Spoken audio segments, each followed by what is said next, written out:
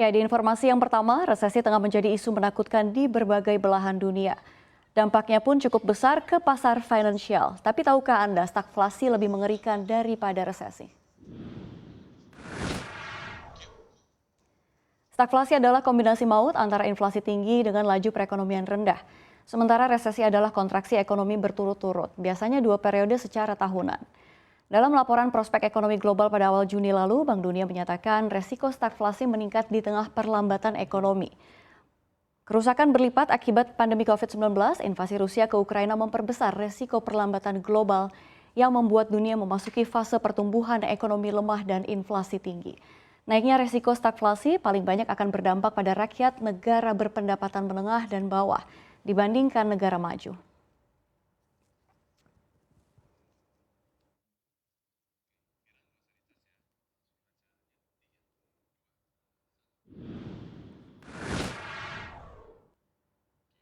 Penurunan tajam harga saham dan obligasi kredit Swiss memunculkan spekulasi liar bila bank papan atas Eropa itu akan menjadi korban pertama dari berbagai krisis yang sedang melanda benua biru.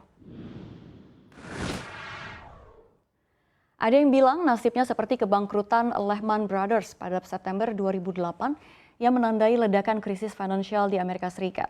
Perdagangan Senin kemarin, harga saham bank papan atas itu anjlok lagi 10%, melanjutkan drop lebih dari 25% pada bulan lalu dan berada di bawah CHF 4. Sementara harga salah satu obligasinya yang jatuh tempo pada 2032 turun 7 sen menuju 70 sen. Dan obligasi jatuh tempo 2033 telah drop di harga 53 sen.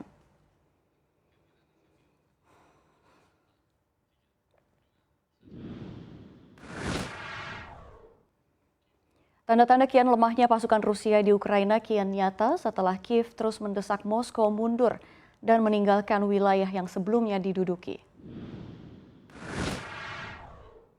Pasukan Ukraina telah menembus pertahanan Rusia di selatan negara itu sambil memperluas serangan cepat mereka di timur, merebut kembali lebih banyak wilayah di daerah yang dicaplok oleh Moskow dan mengancam jalur pasokan untuk pasukan Rusia. Artinya, Ukraina telah membuat terobosan terbesar di selatan sejak perang dimulai. Pejabat Ukraina dan pemimpin Rusia di daerah itu mengatakan pasukan Ukraina merebut kembali beberapa desa di sepanjang sungai Dnipro.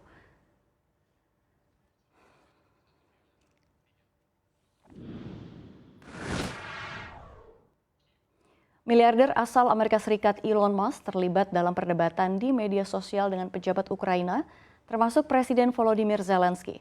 Ini terjadi setelah Musk mengungkapkan ide untuk mengakhiri serangan Rusia. Twitter Musk memicu kontroversi di Twitter dengan mengusulkan kesepakatan damai yang melibatkan pelaksanaan kembali referendum aneksasi pengawasan PBB di wilayah Ukraina yang diduduki Moskow, mengakui kedaulatan Rusia atas semenanjung Crimea dan memberikan Ukraina status netral. Musk kemudian mengatakan Moskow dapat mengumumkan mobilisasi penuh.